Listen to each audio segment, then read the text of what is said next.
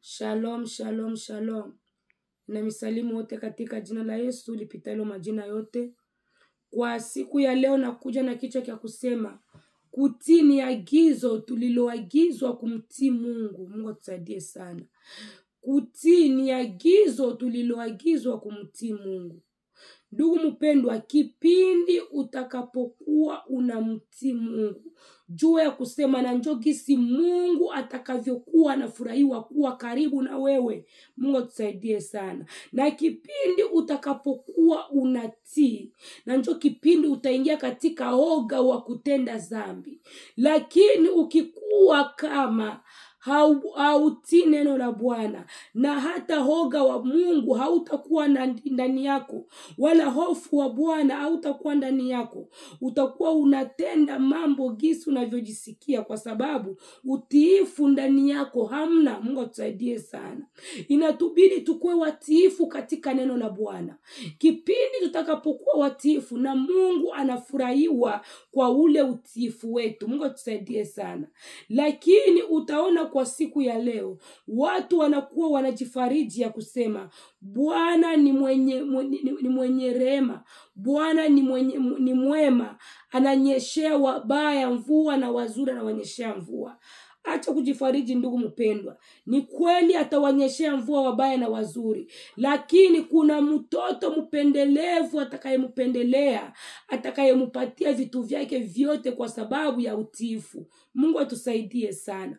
Kwa sababu ya utiifu wa ule mtoto. Hata wewe kama uko mzazi ndani ya nyumba yako, kama kuna watoto pia vile vile uliowazaa katika kimwili, una watoto kama ni 5 kama ni 6, unawaona huyu mtoto ukimtuma huyu anakuambia mama nitaenda mama, lakini kila siku utakapomtuma mtoto moya, yeye kusimama anaenda, yeye kusimama anafanya, yeye kusimama anakifanya hiki mbio, ule mtoto utamupendelea zaidi kuliko gisi utakavyowapendelea wengine. Mungu atusaidie sana. Lakini hautampatia bitu, hautawapatia wengine bitu kama vile utakavyompatia huyu anayekutii kila muda. Mungu atusaidie sana. Na Mungu anahitaji ule anayemtii kila saa, kwa sababu kipindi utakapokuwa unamtii, na yeye anakutia kuwa mwanae mpendelevu. Na ule mwanae mpendelevu, kipindi utakapokuwa na hamu ya kumwambia baba kitu, na baba atakupatia kwa bila ubishi, kwa sababu anajua ni mwanangu, ana nafasi ya kwenda. Mungu atusaidie sana.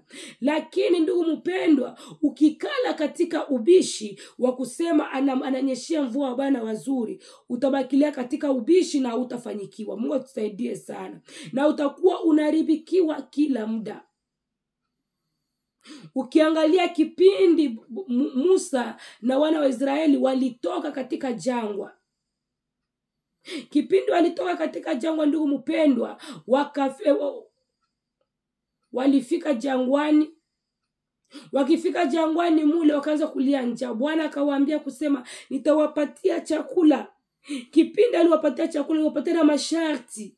Akawaambia kusema msichukue kingi kia kulala, mkule paka leo kimalizike. Lakini ndugu mpendwa, walichukua vya mingi, wengine walichukua vitu vya mingi kwa sababu ya kutokuwa na utiifu. Na wale waliochukua vitu vya mingi waliharibikiwa, hakuna kenye walikichunga kesho. Mungu atusaidie sana.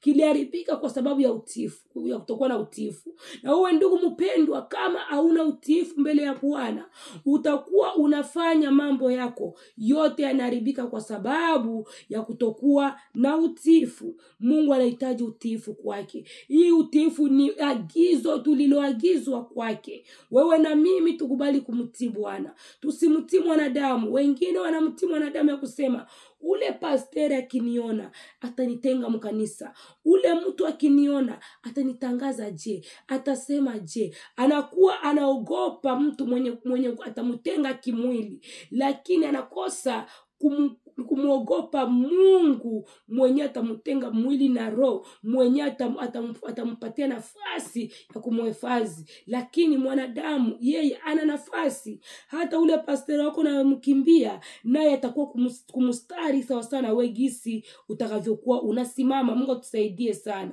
Lakini inakubidi ni wewe mwenyewe kwa mtazamo yako ya kumtii na kutia hofu ya Mungu ndani yako. Kipindi utakapotia hofu ya Mungu, utakuwa najua hiki sio kia kwangu nisikifanye, na hiki ni kia kwangu nikifanye. Mungu atusaidie sana. Inatubidi tukue na hofu ya Bwana ili Mungu atuite wenye heri. Kipindi atakapotuita wenye heri, itakuwa ni sahihi mbele ya macho yake. Kwa sababu anasema heri wale watu wenye wasiofadhaika kwa ajili ya neno langu, na ole wale watu wenye kufadhaika kwa ajili ya jina langu, kwa ajili ya neno langu. Mungu atusaidie sana. Naenda kusoma katika kitabu cha Kutoka sura 19 mstari wa 5. Kutoka 19:5 anasema, sasa basi ikiwa mtaitii sauti yangu kweli kweli na kulishika agano langu, hapo ndipo mtakapokuwa tunu kwangu kuliko makabila yote ya watu, maana dunia yote pia ni mali yangu. Mungu atusaidie sana. Kwa maana dunia yote ni mali yangu.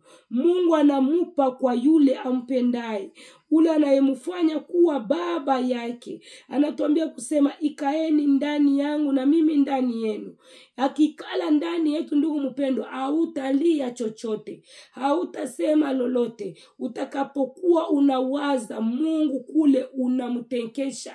Mungu kule anasikia, anaangalia, mwanangu anawaza kitu fulani, mwanangu anapenda kitu fulani, na paka pale anakusaidia. Ndugu mpendwa, jitahidi kuwa na hofu wa Mungu. Jitahidi kuwa na hamu ya Mungu muda wote, ili Bwana apate kutenda makubwa ndani yako, ili watu wapate kujiuliza, alifanyaje pa kusema atoke pa ile shimo? Alifanyaje pa kusema watoto yake wasome? Alifanyaje pa kusema alipia watoto yake shule?